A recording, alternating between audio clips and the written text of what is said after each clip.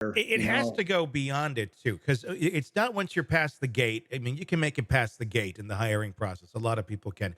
Then it needs to be, I think, more in line with like what the FBI does. Every couple of years, you're being re-examined psychologically to make sure 100%. you are still up and you are not getting yourself involved. Because if you're in a career where you're surrounded by pretty shady people, and those shady people have an interest in not being caught, and you're over here not making a whole lot of money, it's not Very hard tempting. sometimes for that to happen, for somebody to Very fall victim tempting. to it and go, "Oh, yeah, I'll go do your bidding here, and no one's gonna be the wiser."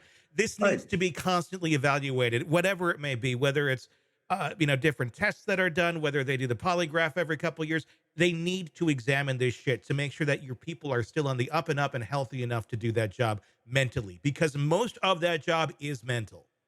100%. And you're right, because it's always going to start with a cop that decides to go on the take, Hmm. right? That they're going to start just because, like we said in the beginning, I mean, it is a grossly underpaid profession Yeah. for if you're looking at relative to the risk that they take Yeah. in that job. I mean, obviously, urban cops are put in much more danger than a nice Sure. country sheriff, right? Yeah. But in terms of like these guys, but that's where you see more of the corruption in like the bigger towns and the corrupt areas where it's really easy on a drug bust. Hmm.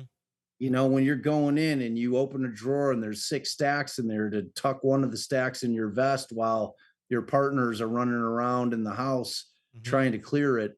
I mean, it's like, but like once you pass that threshold, Yeah. once you make that move, once you violate that trust, I think it becomes easier. Yeah, You it know, does. I mean, it's like when you're a little kid, you learn you lie about, stealing a piece of candy, whatever it may be. Like, well, yeah, maybe I can make it a little bit, and then it just escalates. And adults are no different, especially when there's 100%. far higher stakes involved Yep. with things like this. And what we're seeing here, which makes it even more disturbing, is there's the insulation. It's, again, this is why it's not just a bad apple; it's a bad orchard. You have the accusations against his brother as well, and the other officer who was part of the Explorer program. Those are just allegations right now. They haven't been charged with anything, but I'm gonna guess if there's any legs to that, uh, they better be lawyering up pretty quick, because it's not going to be good for anybody in that circle who had any sort of knowledge of this. And I mean, the fact that this thing went to a civil case first, a lot of people seem to have had knowledge of at least an idea of what was Right. going on. It's like R. Kelly. Like we had a video of him having sex with someone with the Soul Train Award in the background, and he still like produced a whole bunch of hits after that. The It's unbelievable. information is out there. It's just nobody wants to do anything with it. Nobody, Right. no one gets their hands dirty, and You that's gotta you gotta get that one you gotta get that one heroic person that's yeah, willing to, to just put their career and their life at risk. I mean, that's why, like, I talk about this Bill Dorsch guy all the time, yeah, this Chicago cop, but that's exactly what he did. mhm, They ran him out of the entire profession. They yeah, ran him out of the country because he was getting death threats. It was insane. yeah, Like, it was like he whistle blew, and, and yeah, it was and like and he and was turning bad cops in. And I think that's the part that a lot of us don't understand on the outside is why would you stand behind somebody like that who clearly is doing these bad acts. Now they've been caught. You're doubling down on this person. Like, what, this is worth more to you than your own well-being and your family. You'd rather get behind Nutbag over here who's doing horrible shit. Although we do see it every day in our country. Every day. Yeah. And I mean, when you kind of break it down and you start really digging into the concept of it, man, it's like that's a government entity. Hmm. And government entities in situations where it's straight corruption, that governmental immunity melts away and they become liable.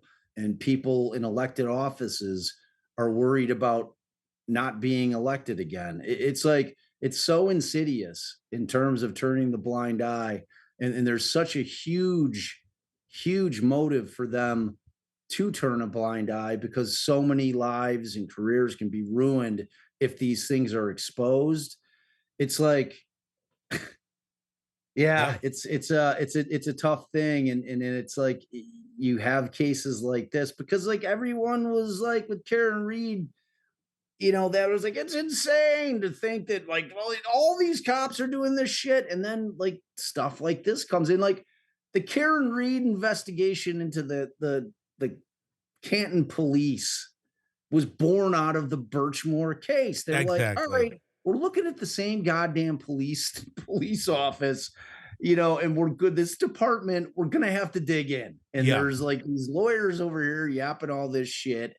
We got to look into it at least. So that like now we know what the impetus was. Like everybody on the two battling sides were like, oh, Yannetti had a friend. No, no, they were digging into the Birchmore case, and it's the same police department, and that's why they decided, you know what, we got to take a look at this thing, and they Mhm. did, Yeah. and they like, I mean, federal oversight, like they just don't have enough people No. in the FBI in order to give the oversight that Well, we need on every single police department in this country. Because again, it boils down to power, man. Like when yeah. people get that taste of power, Yeah. people just run with it. Like Yeah. we are just power hungry sons of bitches in this country, especially, but everywhere worldwide. When you get that taste of power and control and dominion, it's very, very it's intoxicating to people. Like they just find it hard to keep themselves under control in some situations. And I mean, the You mix a reality is that pedophile the in with end it, and results, you get dude. this. I mean, if I'm a serial killer, I'm gonna go apply and become a cop. I mean, Yeah. well, like what better way to fly under the radar? Yeah. You can like firsthand skew the evidence.